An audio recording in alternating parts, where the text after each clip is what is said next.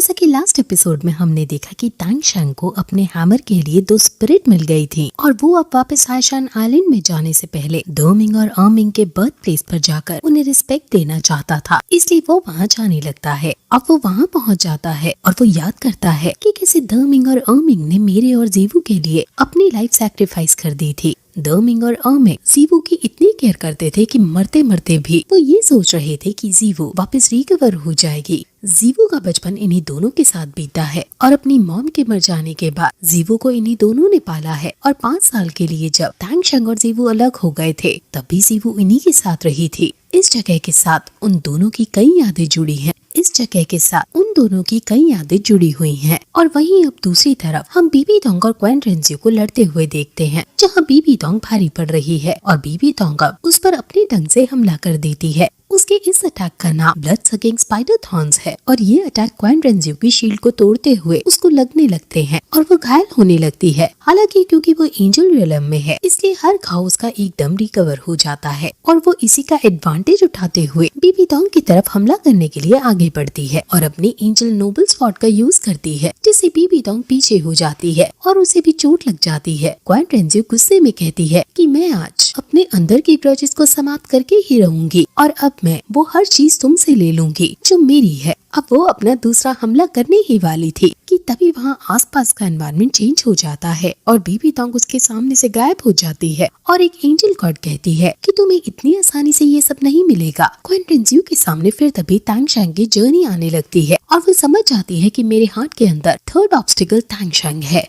मुझे ये पहले ही समझ जाना चाहिए था। टैंग शैंग ने बचपन से ही मेरे सारे प्लान्स बिगाड़े हैं। मैं 20 साल तक वुहान एम्पायर में रही, उसने एक झटके में ही मेरे 20 सालों को तबाह कर दिया। अब हमें क्वेन रेंजियो के पास्ट को दिखाया जाता है कि बहुत साल पहले क्वेन डोलो ने तियांतो एम्पायर को फेस करने के लिए एक प्लान बनाया था और उनके प्लान के अकॉर्डिंग फिर मेन प्रिंस क्विंग हे का भेस बनाकर तियांतो एम्पायर में चली गई थी। मैंने असली प्रिंस क्विंग हे को मारकर उसकी जगह ले ली और स्पिरिट बोन डिस्गाइज टेक्निक का यूज करके उसकी तरह दिखने भी लगी। मैंने बहुत अच्छे से ज्यू कुंग ही का रोल निभाया, उसके सिबलिंग्स उसके पेरेंट्स के साथ अच्छा तालमेल बनाया और साथ ही साथ मैंने अंदर ही अंदर अपनी एक अलग सेना भी क्रिएट कर ली और अपनी पावर एस्टैब्लिश कर ली। 2 प्रिंसेस को मैंने कैसे न कैसे करके और मरवा दिया और अब सिर्फ जू बेंग रह गया था। वो तियांतो एम्पायर की बहुत बड़ी शील्ड था, लेकिन उससे पहले मुझे एम्पर को खत्म करना था, इसलिए मैंने उन्हें जहर दे दिया। 20 साल तक जो मैं तियांतो एम्पायर में रही उसका अब फल मिलने ही वाला था। मैं हमेशा से चाहती थी कि तियांतो एम्पायर खत्म हो जाए और वुहान एम्पायर फिर पूरी मेनलैंड को यूनिफाइड करे, लेकिन टैंग शैंग ने हमारे प्लान को पूरी तरह से बर्बाद कर दिया। इसलिए तुम मेरे दिल के तीसरे ऑब्स्टिकल हो और मेरे लाइफ लॉन्ग ओपोनेंट भी। अब वो देखने लगती है कि टैंग शैंग अभी कहाँ है और क्या कर रहा है। वो वहीं खड़े खड़े पूरे मेनलैंड को देख पा रही है। तियांतो एम्पायर के टेंट के अंदर ग्रैंड मास्टर टैंग हाउ से बात कर रहे हैं कि उन्हें नहीं पता कि ये ट्रिप टैंग शैंग के लिए कितना ज्यादा डेंजर लाने वाला है। वहीं श्रेक डेविल्स हाइशान आइलैंड की तरफ निकल रही हैं और क्योंकि जीवू चिंता में आ रही है इसलिए निंग रोंग रोंग जीवू को चिंता न करने को कहती है और उसे आश्वासन देती है कि टैंग शैंग जरूर वापस लौटेगा। वहीं टैंग शैंग हाइशान आइलैंड की तरफ जा रहा है और रास्ते में स्पिरिट बीस्ट को भी ढूंढ रहा है ताकि उसे हैमर के लिए और भी स्पिरिट रिंग्स मिल जाएं। लेकिन चलते चलते उसे बहुत देर हो जाती है और उसे कोई बीस्ट नहीं दिखती, इसलिए वो पर्पल डेमन आई से बीस्ट ढूंढने की कोशिश करता है। लेकिन उसे पता चलता है कि यहाँ स्टॉर्म डेमन वुल्फ बहुत ज्यादा हैं। लेकिन वो ऐसे हड़बड़ी में क्यों भाग रहे हैं। उसे जमीन में कुछ चलता हुआ दिखता है और टैंग शैंग उस हलचल की तरफ जाने लगता है और उसे वहाँ 3 जायंट एंट्स दिखती हैं और ये इतनी ज्यादा शक्तिशाली एंट्स है कि ये स्पिरिट बीस्ट को भी सप्रेस कर रही हैं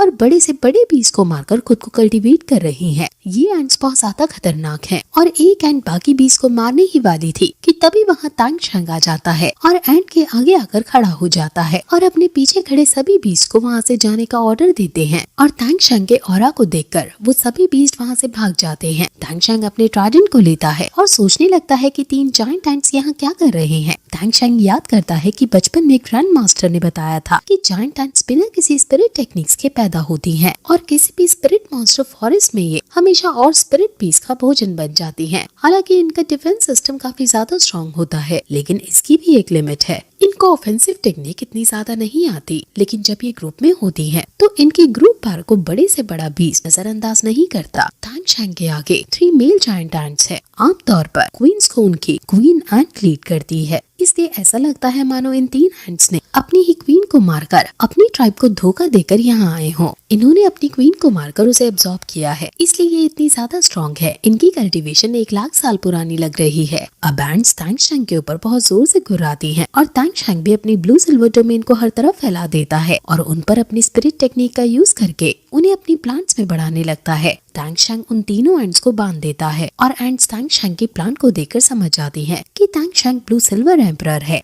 एंट्स उसकी प्लांट्स को एक ही झटके में काट देती हैं और उसकी ही प्लांट्स को खींचने लगती हैं और वो तांगशैंग को ही ट्रैप कर देती हैं और फिर ये एपिसोड यहीं खत्म हो जाता है।